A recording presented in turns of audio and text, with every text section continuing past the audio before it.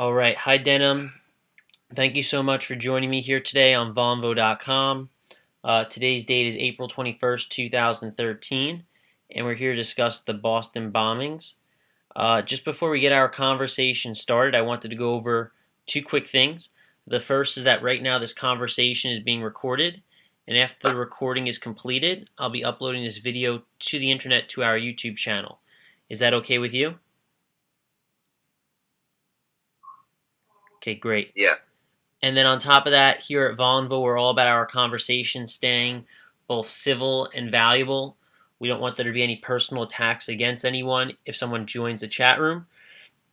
Are you fine with that, rule as well?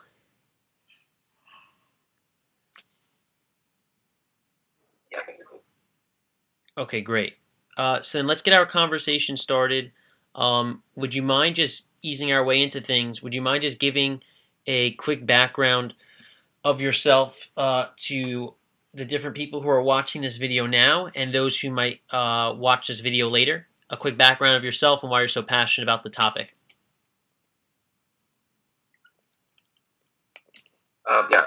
Well, first, my name is denim. I own a production company in Los Angeles called Laser Focus Productions with my business partner, Steve Clerge. And I kind of started getting more and more like awake and aware to things that were going on from the film that we're doing right now called The Forgotten Ones that talks a lot about the things that happened in the Holocaust and different atrocities that were going on. And that kind of woke me up to recent topics and things like the bombings and the killings in Benghazi and things that are happening in Libya and Syria and all the countries in Africa. And then obviously to, today's kind of conversation with the Boston Marathon bombing and kind of the way that that went down and what kind of behind it, what ulterior motives could be behind it, who's going to benefit from it, and what things are going to be happening as a result of the bombing. So now I'm kind of multifaceted, and I'm very, pro-liberty and very much, want people to be independent and, just question. You can't just believe every single thing that you hear and think that it's, golden. You actually have to use some critical thinking, and that's just kind of what I've been trying to do is just be a little bit more of a voice to kind of help people use the other side of their brain instead of just being a sheep. Great. That's awesome. So, would you mind then just quickly sharing with us, your impression of basically this past Monday when this bombing took place? I mean, can you kind of run us through what went on in your head and, really just what was going on in your mindset when you heard about this? What exactly was running through you?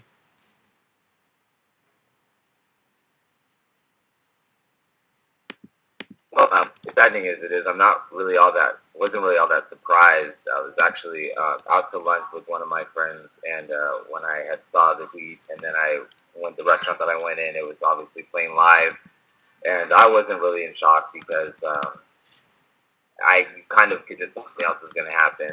And so when you kind of get the information, I'm not a person that just reacts of everything. You have to wait and see kind of what mainstream media says, what alternate media says, alternative media talks about, anonymous, all these other people, outlets, what they're discussing, and then you kind of have to try to put, the pieces together yourself. So for me, it was mainly something that I think it's obviously saddening because people were affected. My business partner's family's from Boston. He's from Boston as well. So it obviously hits home. But for me, it was something like I was saying before. What was the whole purpose behind it really? And as we saw on Friday, the whole reason martial law, Connecticut, but surrounding the sub-cities around here all martial law for one person. I think it's just as interesting because one person's dead. They said there's victims, and another person's dead, and now this guy, killed himself or shot himself, and now he can't speak. So you're never really going to get an opportunity to actually know what's going on. And you had Navy SEALs, and you had all these different people all there working together prior, to do a bomb kind of reenactment, to do a test that everybody knew about. And, mainstream media said that it didn't exist, and then local newspapers said that it happened. And so you don't really have a story. So it's really interesting to where you get all these different people talking and all these different mouthpieces. And in the beginning they said it was going to be a right-wing extremist, somebody that's obviously pro-gun, pro-liberty, or they said that it's going to be a veteran, and then they said it could be a Muslim. And so then you had all these different places, which they've already demonized in the past couple of months, already. So instantaneously, I tweeted when I found out that they're going to blame it on right wing, so they're going to use a Muslim. And sure enough, CNN said that that it was going to be a right wing extremist, and then Fox News come out and said that one of their reporters said that it was a Muslim and their Muslim should die because of it. And so you kind of just get this football that goes back and forth between not really ever getting a real truth and not really getting behind it because they gaslight so many things. And just like Oklahoma City bombing and all these other things, they use so many different people to be involved in it that you can never actually get a real story. So this is just another thing. It's obviously bigger for people in America because it happens domestically, but this stuff happens in Iraq and Iran all the time, where they bomb things and they go in, and that's just their way of taking down a city. So for me right now, it's who stands to gain from the bombings, and what's behind the real purpose of it. Right. So do you have any sort of take after the recent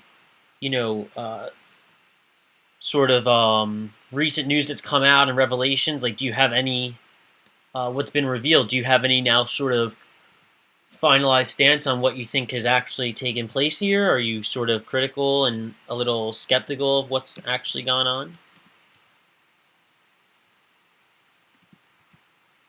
Well, I mean, you kind of believe the official story. I think that, I mean, you put it this way: you'll be called a conspiracy theorist because when you question known liars, and everybody in the government, they have lied at some point or another, and they stayed fast and furious to hundreds of thousands of guns into Mexico and killed hundreds of children and women to be shipped up here to blame on the Second Amendment, and then you have the Sandy Hook killings, and then right after that, it was like, we can't let one more child die, so let America turn your guns in. And so now it's kind of got this place to whereas you can already see the police state already, happening. You can see the cameras everywhere. You can go to pretty much any major metropolitan place, and nobody can be trusted. And for me, this whole point, what stands to gain is that they have TSA on the streets, which they've already planned for years to have. Department of Homeland Security is everywhere.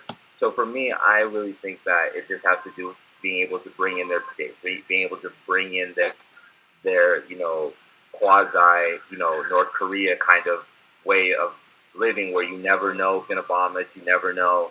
Because, Department of Homeland Security and Army manuals, it says that, the biggest terrorists right now are returning veterans, gun owners, libertarians, Ron Paul supporters, constitutionalists. So when you have these kind of things, you already know who they're going to blame. And that doesn't mean that there's not going to be some, cases where, there's actual people that are actually doing this. But I do believe that false flag doesn't necessarily mean that the government set it up, but that means that they could have prior knowledge to it and just allow it to go. So I think that it's interesting that the information that came out when you look at the kid's Twitter account and you find out in 2012 that he was a 9/11 truther, and so you kind of have this. It's like, okay, so anybody that believes in conspiracies, and then you have right at the press conference have the main talking pieces of the government coming out and saying, you can't believe a black helicopter, conspiracy theories, and anything that can demonize something that can discredit them. And when they came out with an official story, they said, only look at these two people as suspects, and they were two white guys. And, this was who it was, and then the pictures leaked, and they went to another story and was like, actually, no, they're and their kids. And so you shut down an entire city for a 19-year-old with a gun, and people are knocking at doors with machine guns and tanks going through, and you have reports of people leaving their homes and getting arrested. It just is really interesting that they're doing all this when here in California you have the Dorner case where he was going around killing people, but they didn't shut Los Angeles down. And this was Los Angeles and Big Bear, San Bernardino are a good 2.5 hours away from each other, and they didn't shut any city down. No city was under martial law. So I think it's interesting, on what they decide to pull up and what they decide to make a big deal. I just think it is a little bit suspicious in the fact that there were two kids, and then one ends up being a 9/11 truther. One ends up dead, and the other one ends up not being able to talk now. And now there's martial law. So I just can't believe the official story. So I think it's going to take a little bit of time in this next week, especially to figure out what exactly is going on. However, I do know that on the same day, there's a lot of different laws that we have as far as, Congress being allowed to continue insider trading. They were able to push together the CISPA bill that will be voted on this next week. So there's a lot of different things that while everyone's paying attention to the shiny thing in the corner, the government is also doing other things that people aren't really paying attention to. So I think that you kind of just have to keep an eye on what's actually going on. And just, it doesn't mean that you have to believe it, but you have to be able to, use your critical thinking and just ask a question and see, kind of how people react to it. Interesting. So what's your interpretation of who these kids were and are? I mean, are you sort of very surprised at the fact that it seems like they turned radicalized? I mean, they're innocent until proven guilty, but like, if all the signs point towards these kids being the ones that did it, can you kind of talk on your on whether or not you're surprised or not that perfectly normal individuals that were Americanized actually, had this radical side to them?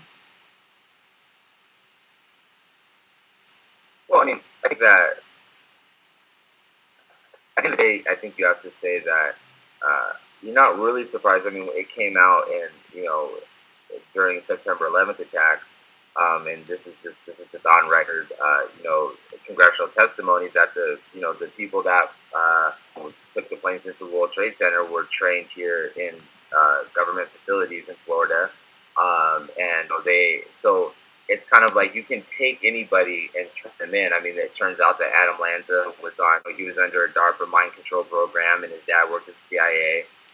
So I think that you can take. I mean, and he's at the surface, he looked like a kid that had a big future. He was getting funding, talking about the brain, and then he goes in and he tells people that he doesn't know who he is and that he had a psychiatrist over him telling him what to do to prisoners, and then the cop said that didn't happen, and then other cops said, oh no, he did say that because in the first report he talked about how he was going crazy, spitting on officers and saying all these crazy things. So it's not really surprising the fact that you can take people and and radicalize them and turn them into something else. I mean, you have the Oklahoma City bombings where people thought that they were doing they thought they were just doing like an example. They were doing a demonstration, and then it turns out that it's actually real. And so that's why there was a lot of different Navy SEALs that were there. There's you can look at all the videos and you can see that there was not just two people. There was at least 10 to 15 Navy SEAL people that looked like spies, people that looked like special ops, following each other in a line. And you had people that were Caucasian. You had people that looked like Saudi Arabians, because that's what the official story was before. Because in the beginning they said it's a right-wing extremist. They did it by themselves. Because that's pretty much what I believe personally was what they were trying to do. Because they have been talking about it since the sequestration. Department of Homeland Security has come out and said, the gun owning people are the ones that are going to be causing the most trouble. The Christians that have guns are going to be going crazy if we try to go and take their guns. So it seems as though that's the story that they were going to roll out, and then they weren't able to do that, and so then they shifted and said, okay, we actually think it's people. And then all of a sudden, it's kind of like you have, okay, well, we've arrested one and we're going to the courthouse. Oh, wait, then all the media goes, and then wait, no, there's a bomb threat at the courthouse, so now the media can't be there anymore. So now we have to go do something else. We're on the run. So it's just, for me, you can turn anybody under, if you're trained, you can turn anybody to go crazy. You can look at the Stanford Project, where you took a whole bunch of kids that and put them in a situation where they had to, one was like the police officers and the other one were prisoners. And after a couple of days, the police officers actually started, the students that were playing to be police officers actually started demonstrating like police officers, dominating the prisoners and doing all those other things. So it's not surprising that you can take kids. I mean, you had their parents come out and say that the FBI had been following them for 3 years already. Then you had their aunt that was from Canada that came out and said that she's a lawyer and where's the probable cause. So you don't really have anything. see that, and that's the thing that's so frustrating about the situation, is you get everybody in America cheering and making it seem like they won something, but we don't even have it. We don't know. We didn't see anything. They didn't fess up. They didn't say anything. They just said, "You're the suspect, and we're going to go out to get you now." And for me, you do have a constitution. You do have the fact that you're supposed to be guilty until proven innocent, or innocent until proven guilty. I'm sorry. And that's what the whole point was, is to be able to have that. That's why we were against the National Defense Authorization Act, that says that you no longer have that. You can be held here domestically with no trial, no jury, and it's just gone. So it's just really frustrating, the fact that in the past couple major things that the media has blown up here, such as the Christopher Dorner case, where they burned him out of his cabin, and then they said that we didn't burn him down, but then they said they have videos saying we set the burners to it just like a practice. So right now, so where you're not just going to go out and arrest them, you're going to go and just kill them. And so when you do things like that, to us regular citizens, that if you do something wrong, you're just going to end up dead. And on top of that, you don't know if there's something more behind it. What could they be covering up? And that's why I said it's going to take a little bit of time to see what kind of things are here. Like, who's going to gain out of this? From Sandy Hook, who stood to gain out of it? The kids didn't die. Of course, that's a big thing. But the people that stood to gain were all the senators and congressmen that wanted to ban guns. So those are the people that, and they sat there, and you saw the pictures, all the AR-15s that were constantly shoved in your face, and, AR-15s are bad. Then in the local newspaper, it says that the AR-15 was never used, that it was actually for handguns. So it's kind of like, those are those kind of, when you're not looking past the smoke screen, you're not looking past the, all of the hype and, the death and all that, to actually see what's really going on, and you find some really, really interesting things. So for me personally, I would just like to see a little bit more evidence. I would like to see what probable cause, because up until my knowledge, I've seen all the videos that everybody else has seen, and there's nothing on there that says that these people or these kids, 19 and 26-year-olds, are the people that actually did everything that they did. Right. Right. So, what's your thoughts on, whether or not this, tragedy could have been prevented, and, the idea of securing, like, our own, nation? I mean, you brought up sort of like that there's a lot of cameras around, and, we're becoming a police state and whatnot. I mean, ultimately, would you prefer to see more security in the form of, let's say, cameras and stuff that could help prevent this stuff? Or do you want to see less internal security inside of the country to, allow this to happen? Or are you like are you fine with the fact that, last time there was a real attack here, it was 10 years ago, so, September 11th, or more than 10 years ago, but, that the fact that we can get by, with only attacks so sporadically, that, maybe we're okay? Well, it's a kind of a, it's not an open-ended question. It's just, you're gonna, no matter how you answer it, you're gonna seem one way or the other. I would go on to say that you look at all the other places, and September 11th attacks, which you talked about. There's, again, congressional testimony. It's even actually still hearings that are going on from CIA agents and stuff like that came out and talked about the fact that there was going to be a planned terror attack on September 11th, 7 or 8 months prior. And everybody that was in the White House and in Congress and in the Senate at that time that was privy to that kind of information did nothing about it. Now, you can take that however you want, but you can also go and look that up, because, like I said, it's all on record and it's testimony. So when you have things like, should we have more cameras? Should we have that? I tend to go against that, because it's like you get into this mindset that nobody can be trusted, and everyone's capable of doing something wrong, and everyone's bad, and I don't like that feeling. Like, I can walk into a Home Depot now, and there will be no exaggeration, 15 cameras up one aisle, and it's just everybody's looking at you, everything's recording you. You go into everywhere you go, it's just cameras all over the place. And for me, that is that's what a police state is. And you can't, I guess at the end of the day, you can't say, okay, that I don't think we need to have safety, but I think at the same time, America has become very decadent. and they become not as self-sufficient as they should be. For instance, you could probably get 20 people here in Los Angeles, and and say, okay, well, look, summer's coming up. What seeds should you go to plant for a garden? And they would have no idea. Half the people here, you talk about a firearm and they get scared because they think firearms are video games, so they use firearms, and they'll do this and do that. So we've just become a very decadent society and still not self-sufficient. And I guess what the real thing for me is every answer to every atrocity or to every tragedy should not be more government. I think that you should leave that up to the city and local level to decide, what do we want? And I feel like what we're kind of getting into now is one person, let's just say hypothetically, even though he didn't use the AR-15, but that Sandy Hook happens and he used the AR-15, so now all semi-automatic weapons are bad, and anybody that has them should turn them in. And if you don't turn them in, then you don't think that protecting children is okay. I tend to disagree with that. It's a very collectivist mindset that ends up becoming socialism, and then we all know that socialism ends up turning over to communism in a couple more years. And people can say, well, that's extreme, but it's not really extreme because you look at what the Healthcare Reform Act is, or quote unquote Obamacare is in 2014, and you just look at the way that everything's run right now. And I was taught, you even kind of get trained psychologically when you're younger. I remember when I was in kindergarten, and the teacher would say, okay, we're going to line up outside and we're all going to have popcorn, before we go out to lunch. But if one kid during nap time made a noise, everybody in the entire classroom didn't get to line up anymore to get that popcorn. And even at that age, that's teaching you that if one person does something wrong, then everyone's going to be punished for it.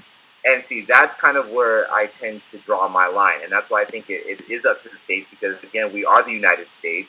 If people were to secede from the nation, the states were to secede and then reconstruct and go forward, that's what the power is. That's what the Founding Fathers fought for, because they left the tyranny of going under socialism, of saying, if we don't like something, everyone's going to have to do it. And if you don't like it, then you're against it. And so I just think that really at the end of the day that you should decide this at the city and the local levels. I don't agree that more people should, I just don't agree that you should take away everybody else's because one person may be on, psychotropic drugs or, all these other things. I just think that you should leave it up to the people to decide what, how they feel. Right. Zemira, did you want to add anything on top of what Denim's been saying? I don't know how long you've been listening for, but did you want to add something? Hello, Denim. Hello, Max. Hey.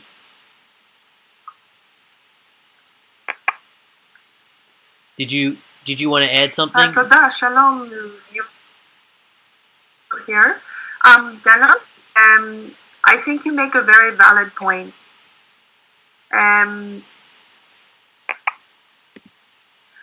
I think I want to definitely add to Denim's point. He's that we should not be taking away the right against everyone for the actions of one person. But we're discussing an action that also involved more than one person. So then it becomes more of a concern when it involves terrorism. So that's one point that I wanted to add concerning that. Okay, great. Any other additional ones or no?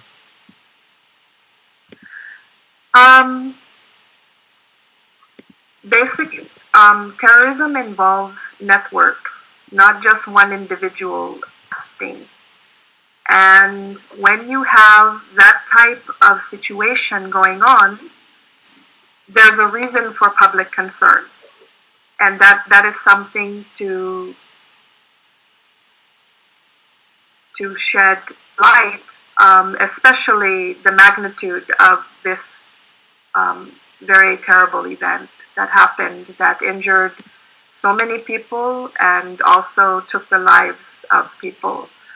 So again, I think that the for beefing up security and being a little bit cautious, being diligent when you have such an event occur. I mean, I definitely understand that point. I think for me is you have like the September 11th attack. And so now every time I go to the airport, I have to get groped by the TSA, and they get to stick their hands down my throat because they think Osama bin Laden's going to be in there. And so that, for me, is something as, at the end of the day, I mean, this is the best way that I can say it, and you can be taken however it wants to be taken. If you're saying that America is, is free, you have to almost, you're going to assume that bad things are going to happen. And that doesn't mean that that's okay, but that's just kind of what it is. All I know is that when you have a place, like, bad people are going to do bad things no matter what. If you took away all the people's guns of right people that are diligent, and they're, they never break in the law and stuff like that, criminals are still going to have guns. If you look at America, how effective has the war on drugs been? It's not effective. So I think that I do understand of the fact of terrorism, because it is by more than one group. But I also look at it in the simple fact of who stands to gain from the terrorism. And you look at the way that, for instance, Al-Qaeda, and you look at all like the 10,000 heat-seeking shoulder-to-air missiles that they've been given by our government in America, and they've used Al-Qaeda since the 80s to go into different countries to overrun their government, to put their people into place. And it's just all on record. And, and you had the Council on Foreign Relations just come out a couple weeks ago saying we need Al-Qaeda. So I think it just depends on who stands to gain from terrorism. When you have these things domestically, well, what's the answer? Well, the answer is I've been accustomed to. If you have somebody now that breaks into your house, everyone's been conditioned to think, call 911, as if 911 is just going to pop out of the ground and come and save you. Well, it's going to be 10 or 15 minutes before they get here, depending on what they're doing. And what are you supposed to do until then? And see, that's the kind of thing that I'm always thinking is, I'm not saying that... I understand. I have life experience concerning this. Right. And so that's what I'm saying. So I'm thinking, what my whole point is, I'm not saying that I don't think we should be safe. I'm just saying I don't necessarily think that more TSA is the answer, more Department of Homeland Security is the answer, more looking at me as though I'm a suspect because somebody did something wrong, or 2 people or 10 people. But again, who's backing these people up? Who's funding them? Who's putting them in position?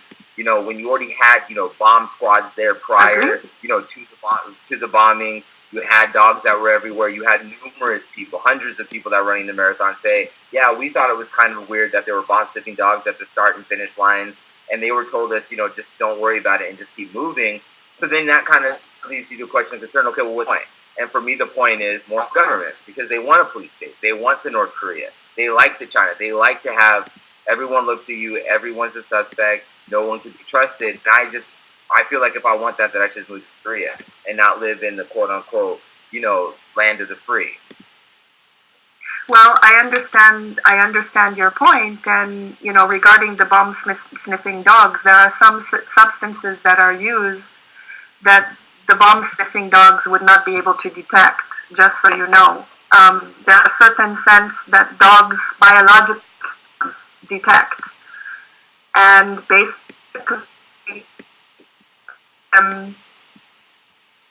your point is valid, because certainly it's inconvenient for me to go through the airport and have to go through that type of situation. However, I would rather go through that situation and know that it's just part of what is required, just do it and get through it and move on. There's personal concern against, whether I'm a criminal or not a criminal. I just understand it as a precaution, and I just go through because it's required by the authorities. So I follow the suit. I don't take it personally. It's not a personal issue when you have to go through those type of situations. I understand that aspect of it. And every person that random that goes through, I have gone and I have been detained for, more than 30 minutes of checking. And really, there has been no justification in any means why they should, take that long to determine, whether someone is okay or not okay. So certainly I understand. But I would rather I know in myself, go through that situation, that every time I have been fine.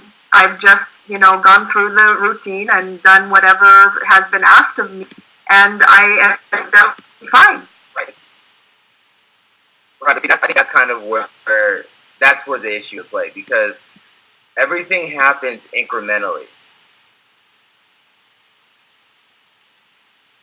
and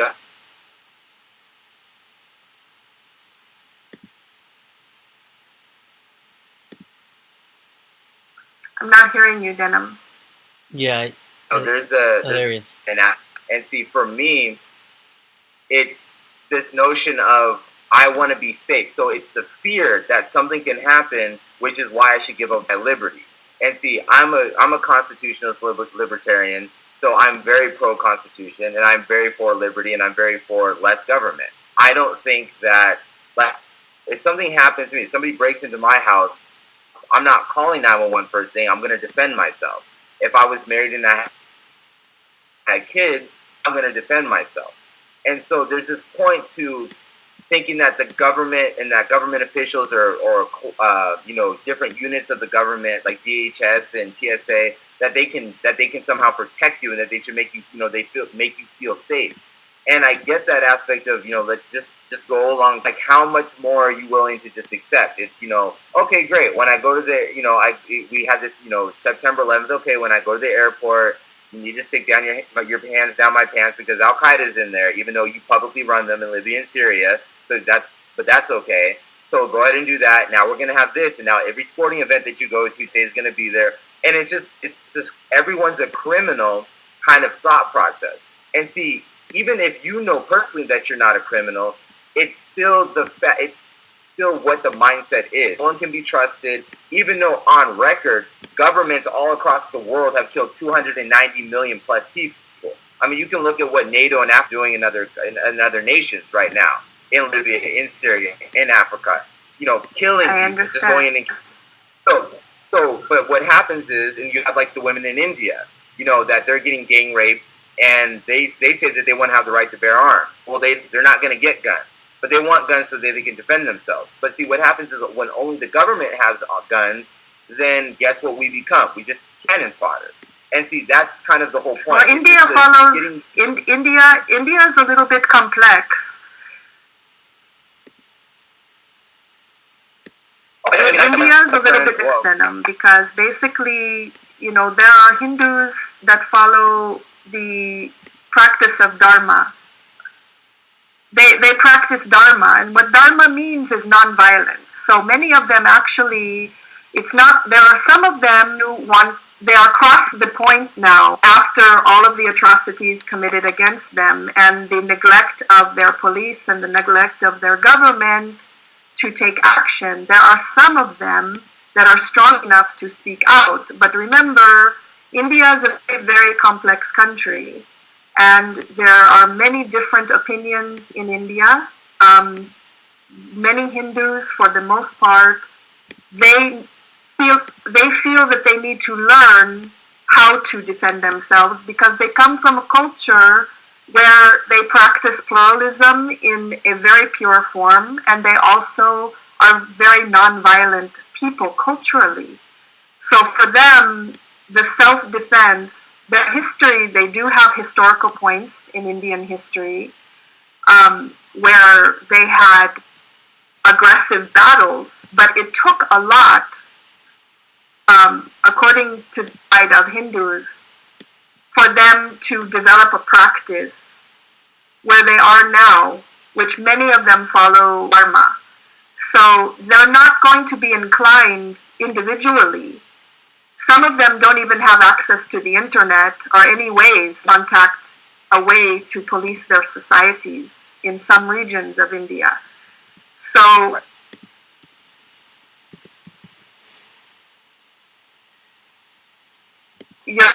right. You also, I will say that yes, I work with many Hindus. My organization is, I work with Hindus, I work with all different people, and basically, I can tell you that the system in India is very, very complex. It's not so simple. It's not general. And I think one of the main problems that we have in communication with all different people of the world and all different religions and all different cultures is that we can't generalize. We can't say that everybody is this way. There are some people that are this way, but not everybody is this way. And I think across the board, no matter who is fighting one another or who is concerned about safety, we are generalizing. And what's important is to understand that yes, there are individuals and there are governments and leaders that are responsible for having political agendas that want to suit their own personal needs. And they're not thinking about humanity, and they're not thinking about human rights and human needs. That's what's being neglected in the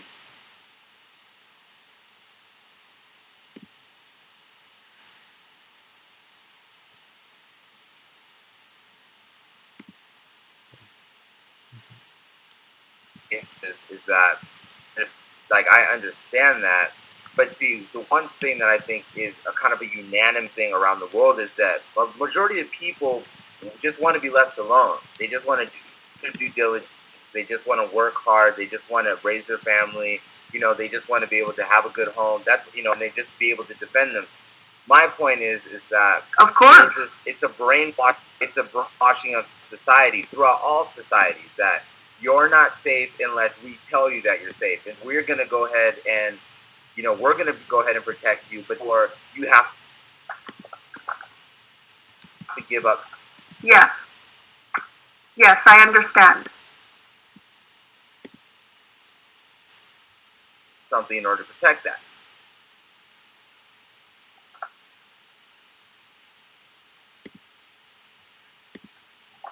I understand. And I definitely very much see your point. I very much see your point on that issue. Unfortunately, our system is where the government has certain powers. And if we could be more of a voice of the people in the United States, it would definitely be a wonderful place to be. More than any other societies, maybe less than some other societies, we have specific freedoms, and in other cases, we do not have so many freedoms. Cars are now like your eyes that are all black, so even when they get up behind you, you didn't do anything wrong, but it's still that fear as though you never know what's going to happen. And see, the people, I've been to Washington, D.C.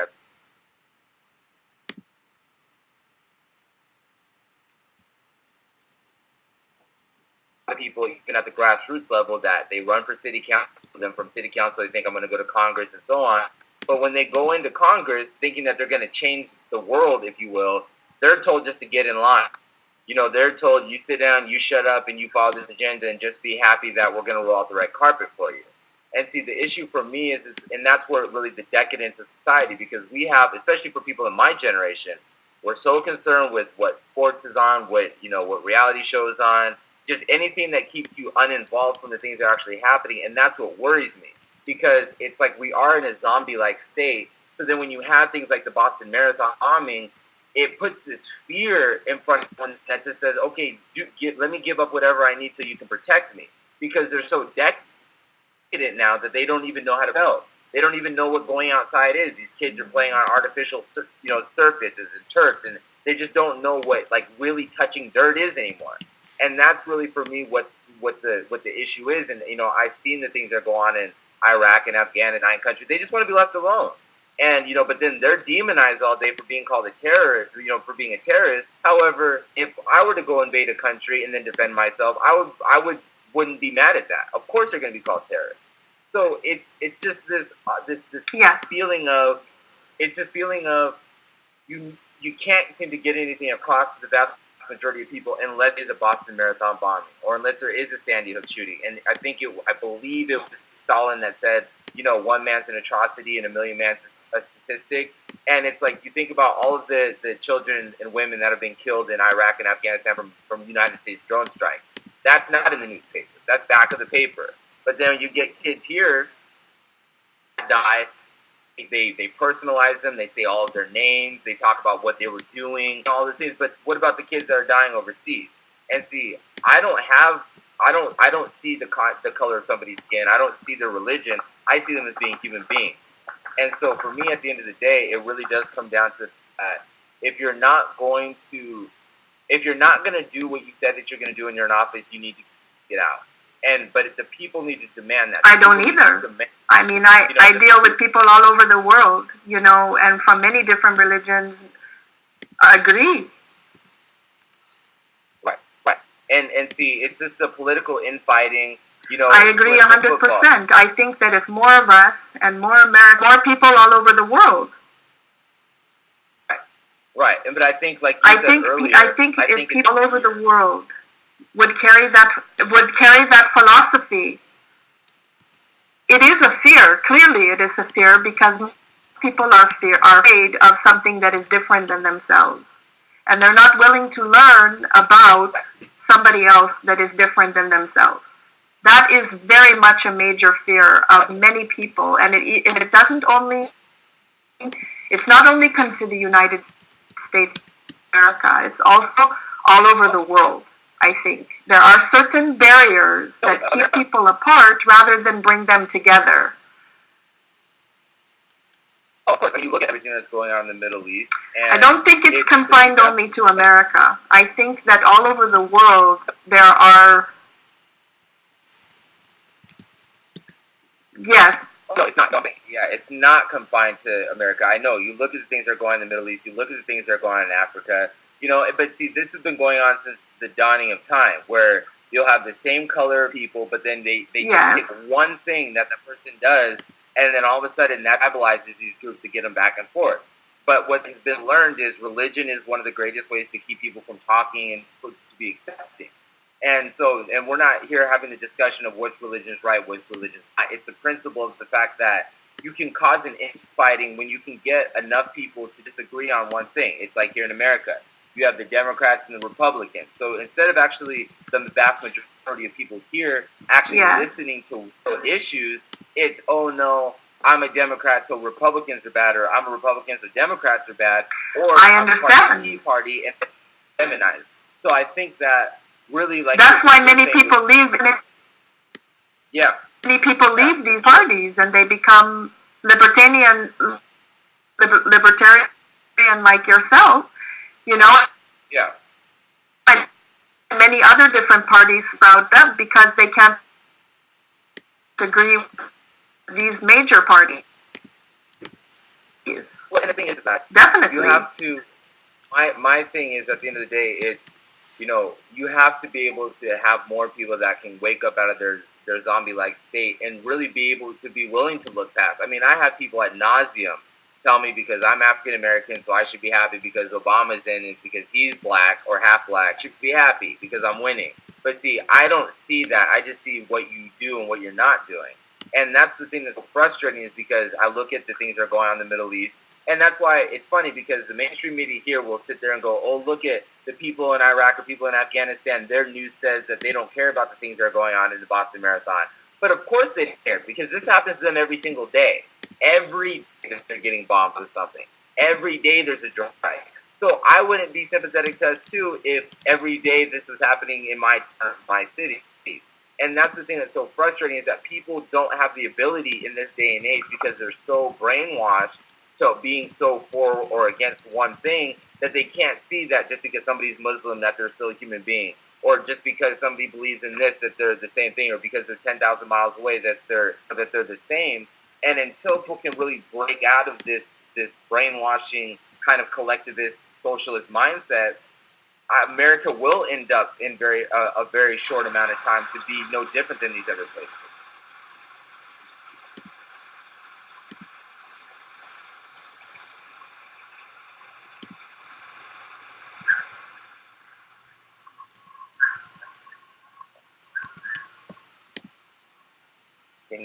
Can you hear me? Yes, I'm hearing you now. now.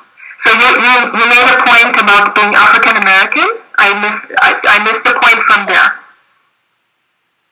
Oh, yeah, I was saying that I have people tell me all the time that because I'm African American, that I should just be happy that Obama's in, and because he's African American or because he's black, then therefore I'm winning, and then I should just kind of get in line and just not pay attention to anything else. Because when you have the conversation with people and talk about that these are the real issues that are happening, they sit there and they'll say, well, Romney wasn't better, or they'll say, well, Bush wasn't any better, as if that means something. And see, that's really what the issue is. Cannot get. Go ahead.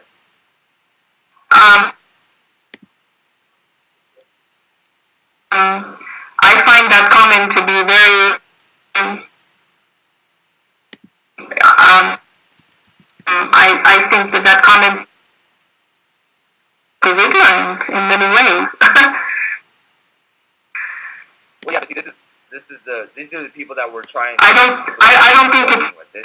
This is the everyday kind of person that has bought into the system, thinks that all the government loves them, thinks that they're there to give them things, and that's kind of what the thing is that if you can't break out of your football team, you can't break out of teams better than your team, then you're never really going to be able to move past anything. You're never really going to get past these real issues. And I understand that. Now, I understand that other countries are not the way that we are. Just like I don't, we should go into other nations and overrun their government to put our government into place. I think that the people should be able to govern themselves. But what I'm here trying to do at the grassroots is just wake many people up to sit there and go, if you don't like something, stop living in fear and actually come out and talk about it. Don't be happy just because your guy, quote unquote, isn't on the winning. You think you're on the winning team. Because it's not about team, it's just about being self-sufficient. Right. Having, being able to actually work and be able to thrive and learn how to just sustain. Or we just don't have that now. I just think we're the back. Yes, and I also feel that's not contingent on what nationality you belong to. I think that your point is extremely important, because I think it's contingent upon the individual, and without looking at color of skin or nationality or religion, I think at a level where those individuals meet other individuals that also would contribute to that idea. I think that's a wonderful idea, what you are saying. I really do. I just think that it does take a lot of work, but that's why you have to appreciate platforms like this, and you have, other platforms all across. You have Infowars.com and all these other alternative media sources that are not trying to play one side off against the other, that are just, look, if we all just put down our swords and sat down and actually realized that we have a lot of things in common, that we don't like our children dying. Yes. I don't like death. I don't like destruction. I don't have a problem if you want to be Muslim or Catholic or whatever you want to be. That's fine. But I don't need to be demonized. Exactly. But again, until you wake up from this, until you break out of the trance, until you can break away from the chains of enslavement, which is the enslavement of the mind, there's never going to be that opportunity. So that's why I think it is necessary for people like myself to continuously keep working and doing that. Because obviously for me, one of my biggest people that I looked up to was Martin Luther King, and Martin Luther King looked up to Gandhi. And they, when he spent time with Gandhi, he realized the fact that obviously peace is necessary, and until people can realize that they just want to live in harmony, and not living in the kumbaya, everything's great in the world. Bad things are still going to happen, but this kind of death and destruction doesn't need to happen. And when you look at who's really profiting from this, it's not the people. The government, it's the people that are in the government that profit from war, from bullets, from the pharmaceutical companies when the soldiers come back with missing limbs and they're going to be on psychotropics for the rest of their lives. These are the people that benefit from it. At the grassroots level, I just want people to be happy and to be safe and just understand that you can live together, and it doesn't have anything to do with your skin color, your religion. It's just a simple fact of getting in line and understanding. We have bad people in place. Governments have taken over, and all throughout history, bad governments get in, they get power, you roll out the red carpet, and they become tyrannical. And that's what's happening in North Korea, it's happening in China, it's happened in, that's what the same things they're doing in the Middle East. All this government. And I'm not saying, Assad is the greatest person in the world, but he didn't done anything else other than what he's doing there. And at least it's happened worldwide. It's happened worldwide. We have leaders that are in place. Again, I reiterate the fact that our political agendas come before the needs of humanity. I said that once before, I will say it again and reiterate that fact. And if we focused more on the needs of the people and the needs of humanity, imagine how much of a more productive government for the world that we would have. I mean, I stand behind that.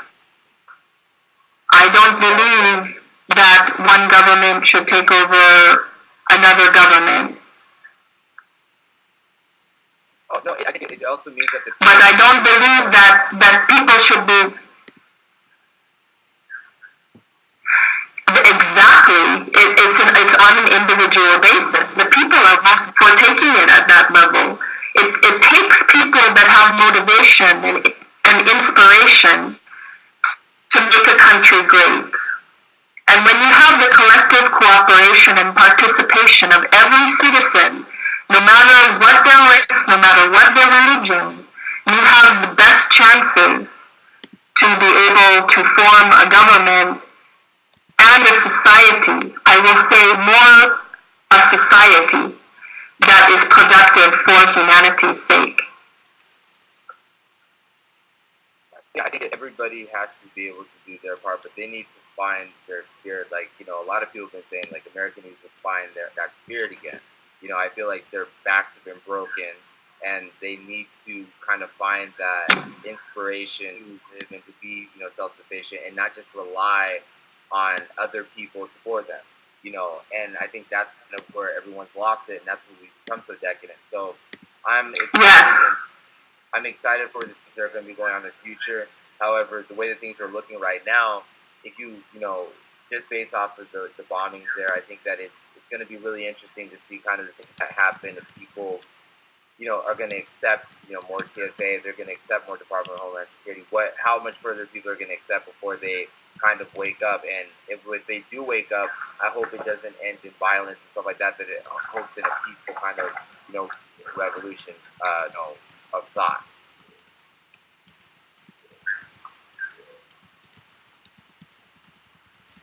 Yes, absolutely. It should never end in violence. That would be the ultimate goal. And your point that taking away everyone's guns is not going to take away the violence. In fact, in my opinion, I feel that it will encourage organized crime to supply the weapons anyway, as you also have made that point. So basically, that issue is, I think that it's okay to be more diligent as citizens. I think it's okay to have certain regulations to follow for a little bit of security.